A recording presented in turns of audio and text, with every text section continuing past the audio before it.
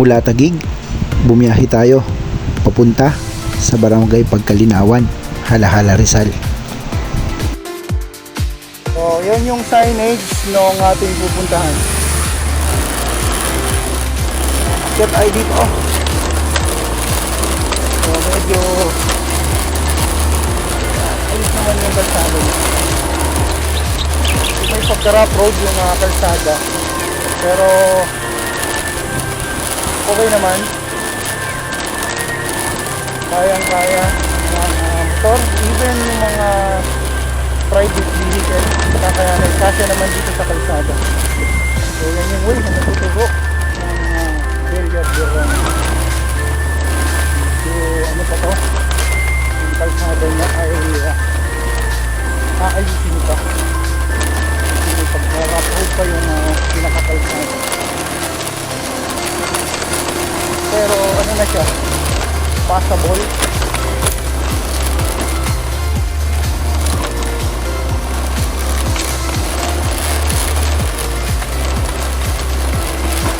Passable na naman siya. Siguro ano lang. So, ganda ng ano siya.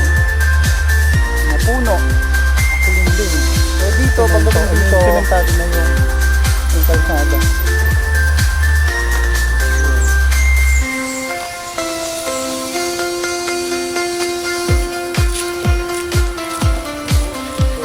Narating na natin yung Villa Biron. So good morning. Nandito tayo ngayon sa may Villa Veronica Homestead para itur ko kayo at silipin natin kung ano yung mga amenities na available dito sa Villa Veronica. Tara! So nakapasok na tayo. Ito yung pinaka area nila. Papasok. Yan, dito pa lang meron na siya ditong pwedeng pagpahingahan na area, kwentuhan. Then ito pinaka welcome nila, homestead. So ayan yung pinaka buong view. Mamaya lilibutin natin, papakita ko sa inyo isa-isa.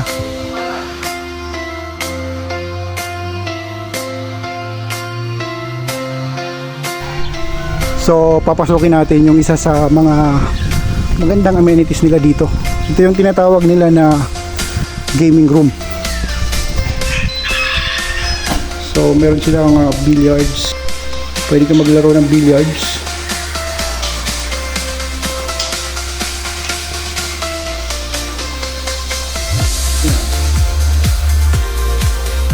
Meron din silang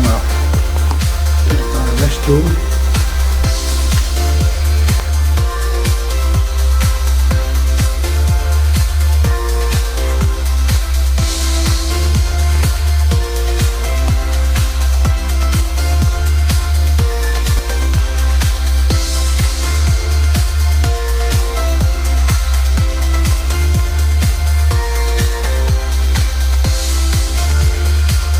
Mula dito sa gaming room nila, yan yung pinaka amenities pwede mong paglaruan.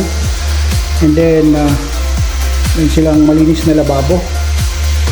And from here pupunta tayo dito. So ito yung pinaka kusina kung saan pwede kayo magluto. Napakalinis din. Yan. So ganyan siya kaluwag.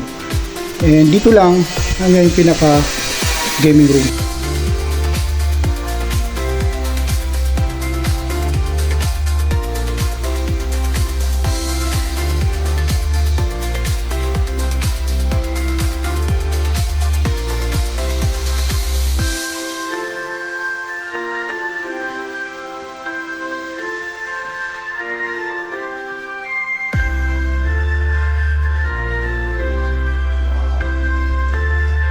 Mula dito sa baba, meron itong dalawang room.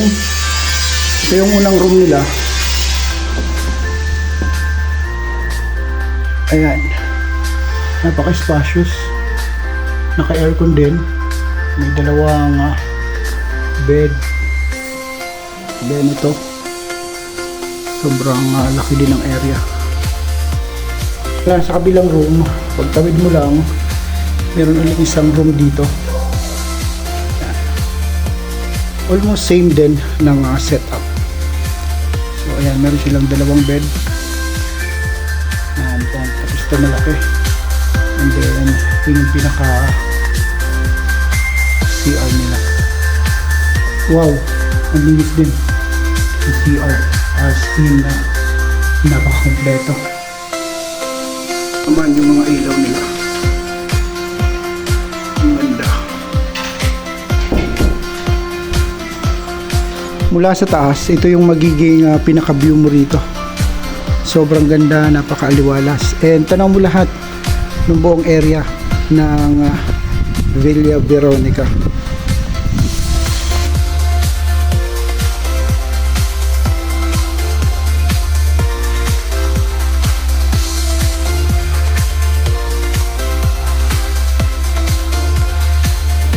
Dito tayo ngayon sa isang room nila. Papasukin natin. Wow.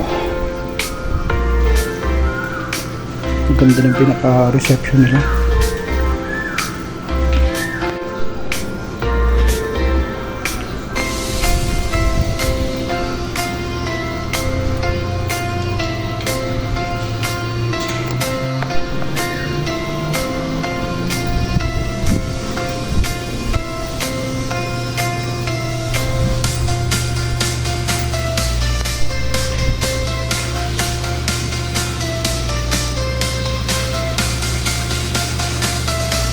So dito lang sa function.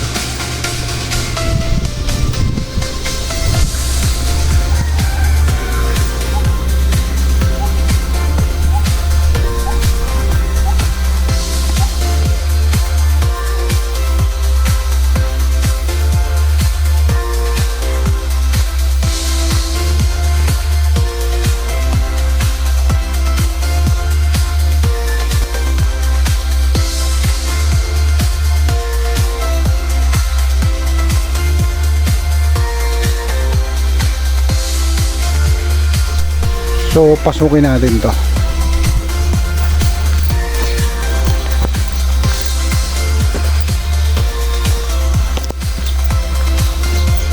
So ito yung ano nila, stair pataas.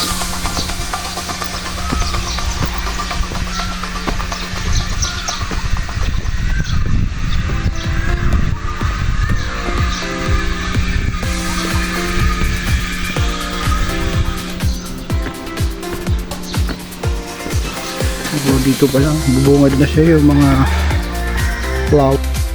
Then mula dito sa balcony na to, ito yung magiging view mo, the view ng street, buong area.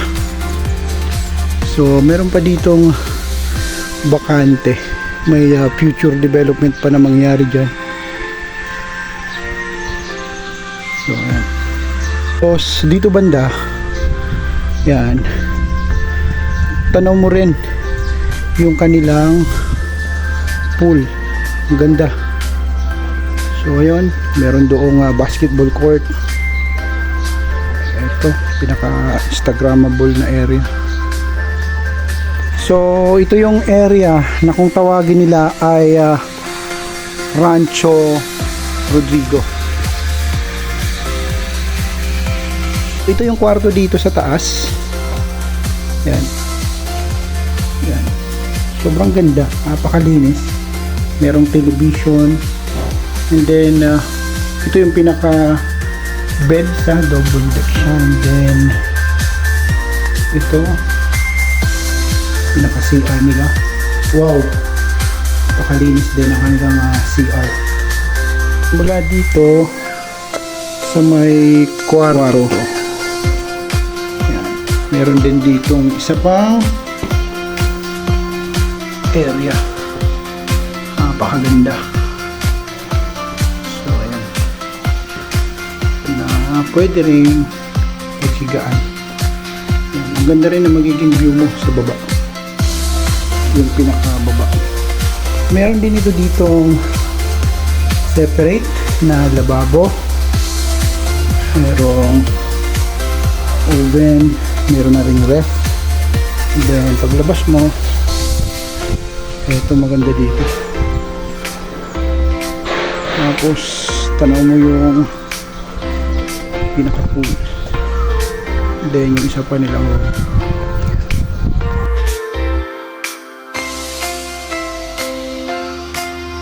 Nandito tayo ngayon sa may A-house nila kung tawagin.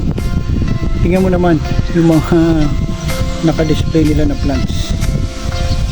Ayan. And pag dudungaw ka, ayan yung makikita mo. Kanilang pool. So, pasokin natin yung A-house na room nila. Wow.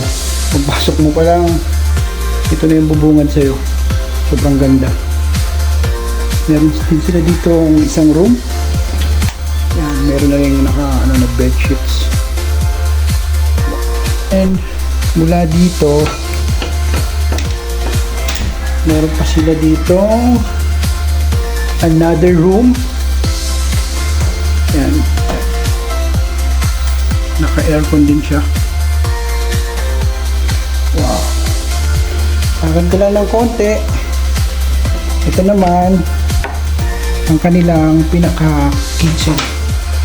So wow, napakalinis. Yan yung pinaka kitchen nila. And then meron doong CR. Kompleto din sa gamit.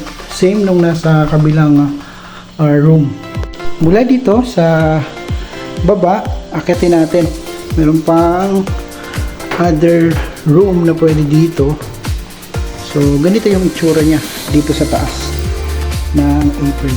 So ayan, napaka-spacious ng area, very fit sa mga magbabarkada, magkakatropa and family kung mag-rent ka dito. Mula dito sa taas, kitang-kita mo pa din yung pinaka main pool at saka yung mga ibang mga amenities sa labas.